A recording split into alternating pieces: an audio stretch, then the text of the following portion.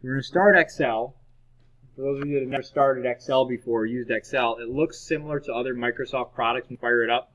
There's your just blank workbook. There's all sorts of getting started with formulas, making your first pivot table, calendars, project planner. There's a million different templates. You can search templates online. Excel can pretty much do anything that you want. So we're just going to start a blank workbook for now. And it brings up this screen. This is a spreadsheet. If you remember back to what we talked about in lecture last week when we built this calculator, we're gonna look at some formulas. The first thing that we're gonna do, because Excel is pretty powerful, it can have multiple tabs, and as we go through and build our different building science types of things, we'll put them all in one workbook, so we have a building science workbook. So I'm going to go ahead down here, and I'm going to call this our heat load calculation. Just name my tab at the bottom. That way I know what it is. So then if we decide to do something else, we have it in another tab. The whole ribbon at the top looks just like Word or PowerPoint or any other Microsoft products you've used. I'm assuming you guys have taken an essay at some point by this point in your college career, so you've used Word before. That's similar. There's different functions up here. There's formulas. We'll get to that. The main part of Excel, this whole grid down here, is the spreadsheet. So it works on an XY plane. The columns are notated by letters. The rows have numbers. Each cell has an address. This is cell A1. The address is shown right here. A1. This is E8, right? E8. And that's used to link things for formulas. So if we think back to our calculations you guys did for homework, right? I kind of showed you briefly in class. We were doing a heat load calculation.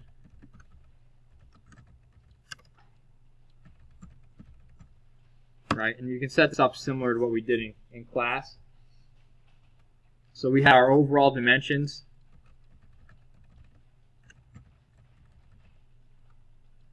We had our ceiling height.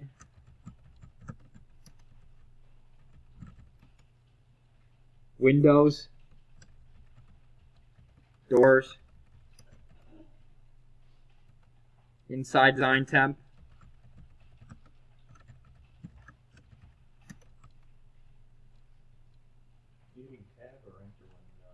I hit enter to go down, tab moves it over.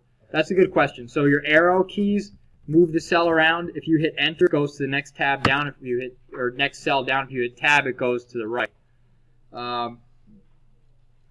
Inside design temperature, basement temperature.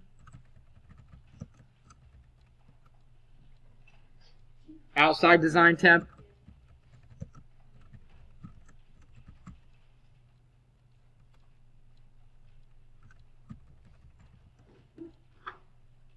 Ceiling R value,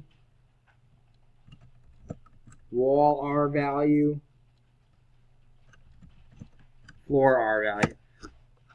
Now you'll notice that these letters, the descriptions here, my wording is spanning over all the way into column C. And we don't want that.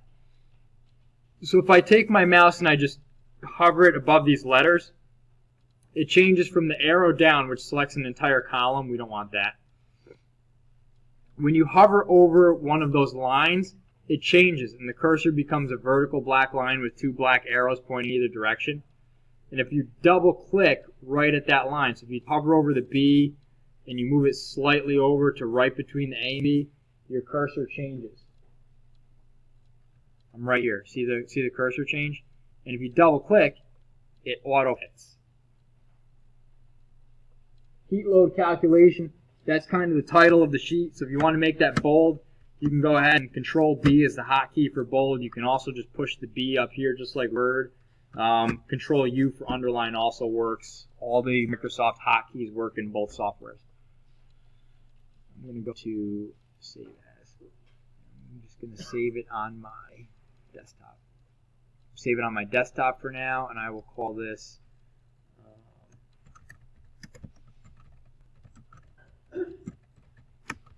heat load calculator. When you save it, the name of your book shows up on the top. So if you're working across different items, you can see that pretty readily. Okay, so I just want to go through here. We'll put in a little bit of information. I'm going to just call this column data, just to keep ourselves straight. Calculation, just so that I know where I'm doing my calculations. And then this I'll just call it units. Right? Can't do math without units. Save. Now, if you're not good at typing, or if you misspell things all the time like I do, F7 is the shortcut for spell check. So you push that, it'll ask you, do you want to continue from the beginning of the sheet? Sure. Or I haven't made any errors so far. Alright. So we'll enter some data, and we'll use the, I had you guys calculate the same, I didn't have you guys calculate the same numbers for homework, did I? I had you guys calculate was it a 30 by 60 for homework? 30 by 60, yeah. So we'll do the homework problem. I'll build this based on the homework problem, so you'll be able to check what your work was there. So we did a 30 foot by 60 foot. I'm just typing text again. Excel's not going to treat that as a math formula for two reasons. The X is not the multiplication symbol, and it doesn't have an equal sign. All formulas in Excel start with an equals. My ceiling heights were 8 foot. My windows, I had 3 windows, and they were 4 foot by 3 foot, and they were R4. Now you'll notice when I type that, because I have an @ symbol in here, it thinks it's an email address. So I'm just going to go ahead and right click on it and say remove hyperlink. Excel is good like that, so if you're making a mailing list, it'll automatically recognize email addresses, but that's not an email address. The doors, I have 2, and they are 3 foot by 7 foot. R equals 7. Again, I'm going to do the same thing. Remove my hyperlink. I did that by right-clicking. My inside design temperature is 70. My basement temperature is 45 degrees. My outside temperature is -10. My ceiling R value is 20, which is not very impressive.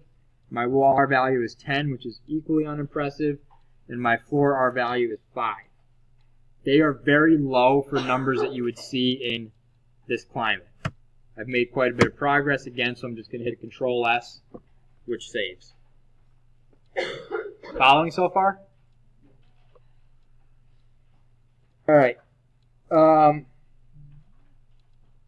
So my calculations here show you a formula.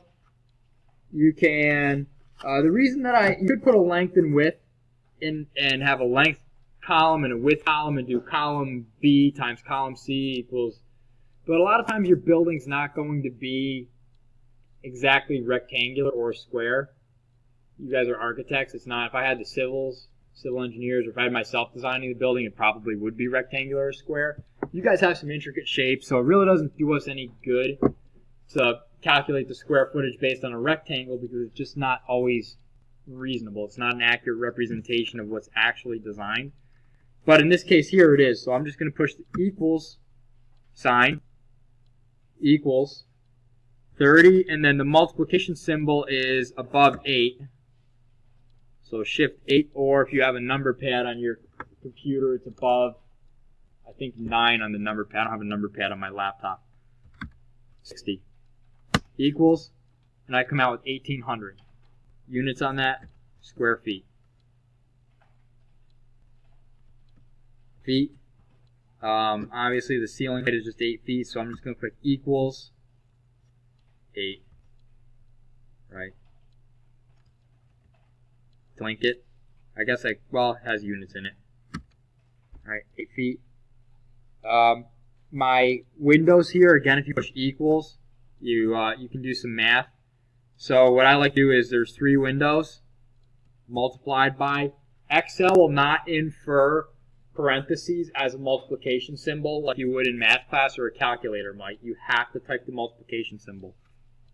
And then what I do is I put the number of windows outside, and then inside here, even though mathematically it makes no difference, 4 times 3, I put the dimension of the window. That way, visually, when I go through and check my spreadsheet or make changes, my eye picks out the size of the window as opposed to the number of the windows quicker. Just how my eyes work. But Excel ignores the parentheses. It doesn't really make a difference mathematically. It won't treat them as a multiplication symbol. You have to put the multiplication. It will follow them in terms of helping with order of operations, but it won't infer them as a multiplication symbol. So do need to use those for order of operations. Square feet. Again, I'll show you that again here. So equals 2 doors, and they are 3 by 7 square feet. And then down by walls, we need a square footage of our wall. And our wall is going to be basically a perimeter times the height.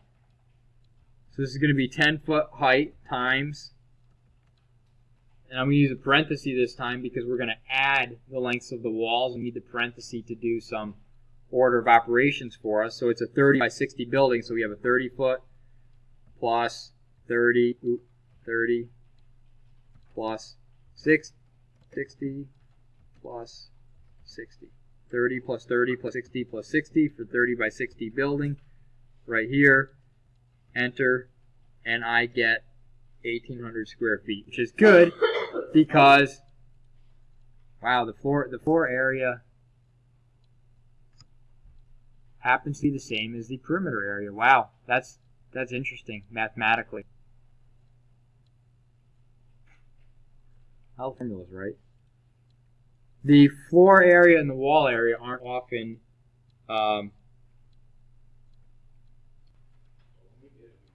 equal. Oh, I did multiply it by 10, not by 8. Yeah, good catch. There we go.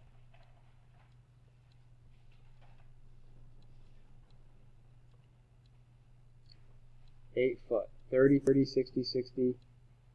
And 8 foot. Okay. We'll come back to this R value. Or not the R value, the wall value here. So we have our wall, 8 foot, 30, 30, 60, 60. What are we missing in here? Right, we're missing a subtraction of the windows and doors, right? So we don't want to double dip on heat loss or R value. So the wall has a different R value than the windows and doors, right? This is 4 and 7. So we have to take this now and we're going to subtract this, subtract our doors and our windows. Does that make sense?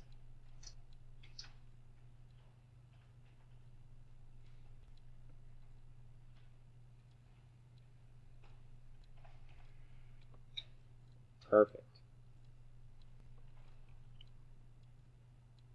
All right. Let me